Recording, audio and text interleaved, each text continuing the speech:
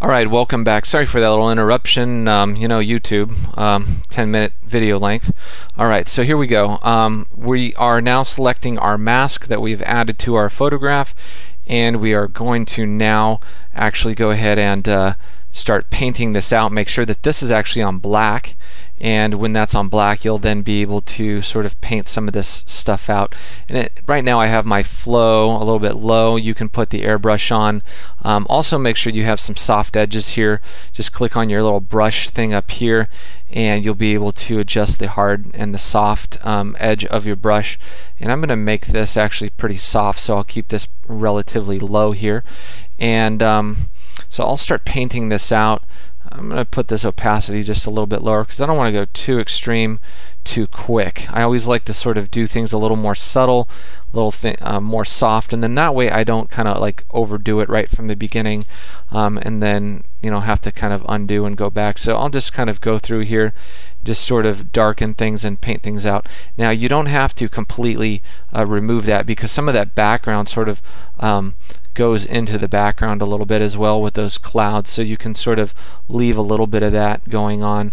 That's fine, especially like that little part by his head doesn't have to completely go away. But as far as this part, this edge here, we're going to sort of just melt that away. Bump this up just a little bit more. And same thing with her arm here. We're just going to sort of fade that out, make my brush a little bit bigger, use the soft edge of the brush to really blend and soften that edge away there. Okay, so that's pretty good. That's a pretty good start to the image. We basically have the background of around those actors sort of blended in with this black area of the actual clouds that I've created. So the next step is to really start to turn these actors into the characters that we want them to look like on our movie poster. And if you noticed in the other movie poster, or in several of the movie posters, you'll see that his eyes are very sort of interesting, as well as let's hop back over to this one for a second. He's got those that pale skin and those yellow eyes. So that's kind of the look that we're wanting to go for. So we'll go ahead and do that here. Zoom back out here for a minute. So what we'll do is we're going to duplicate this layer. I'm going to go ahead and duplicate that right there, and you'll notice the layer mask actually gets duplicated as well. So what you may want to do before moving forward is you can always kind of get rid of that layer mask, because we kind of like the way this is. We're not going to need it again right now, so you can right click and do apply, and then it's going to merge that layer mask. So we'll just go ahead and hit the duplicate there, and this particular layer is, we want to give a little bit of a soft focus effect. So we're going to do blur. We're going to do a Gaussian blur on this one, and we don't want to blur it all the way out this time, so we're going to just sort of blur this out just a little bit, maybe around 3 or 4 pixels here, and then we're going to change this to overlay. And this creates like a really dramatic effect here. You can see it's a little bit dark, so I'm going to look for another effect here really quick just to see if I can come up with something that I think works a little bit better. And I'm just going to put that on hard light for right now and just sort of bring this maybe down to about 50%. That'll give me a little bit more of a dramatic effect. And then I'm going to do image adjustments. I'm going to do curves, and I'm going to go ahead and bump up my curves just a little bit as well. And so you can see that I start getting already kind of a stylized effect here. I'm going to bring up the light on the curve just enough, and so we get this sort of stylized kind of glow here on the characters. You can kind of see what's going on.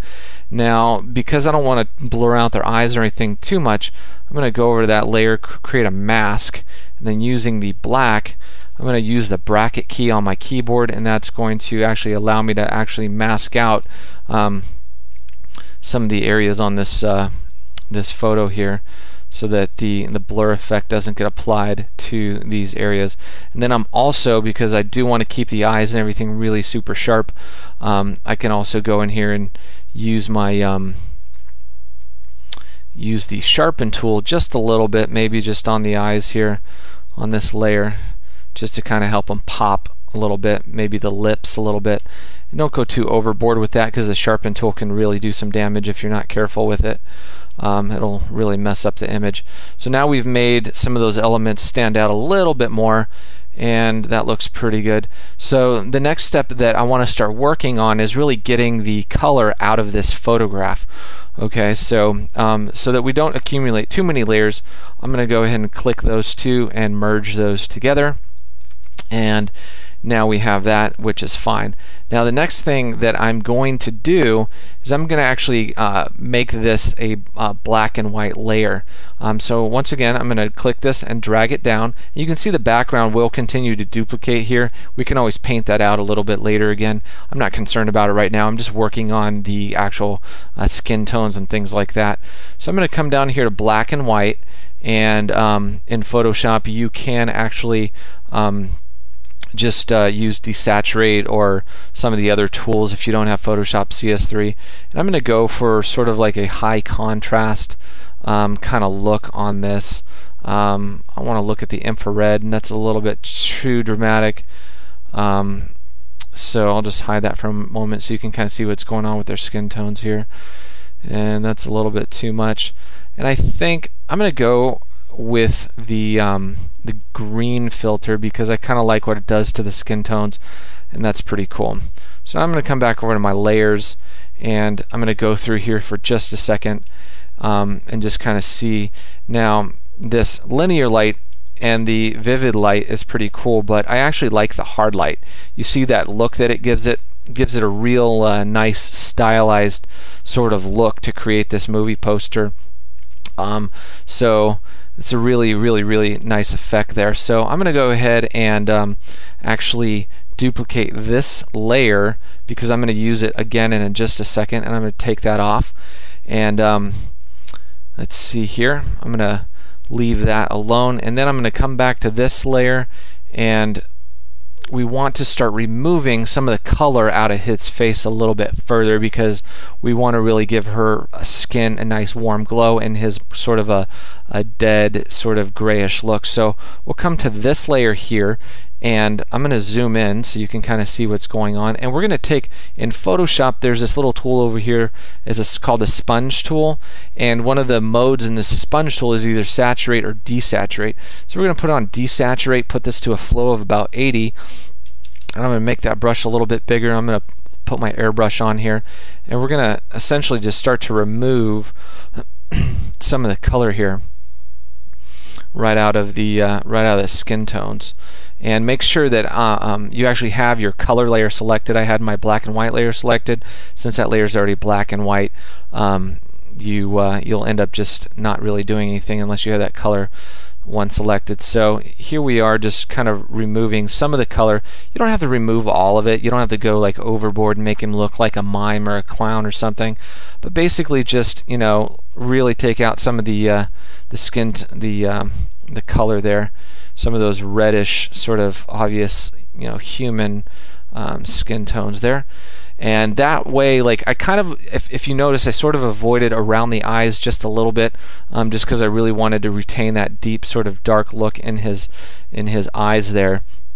And then if you want, you can actually warm up her skin tones just by creating a new layer and then choosing something like a middle sort of brownishy red sort of skin tone here. Just find something sort of like that, for instance.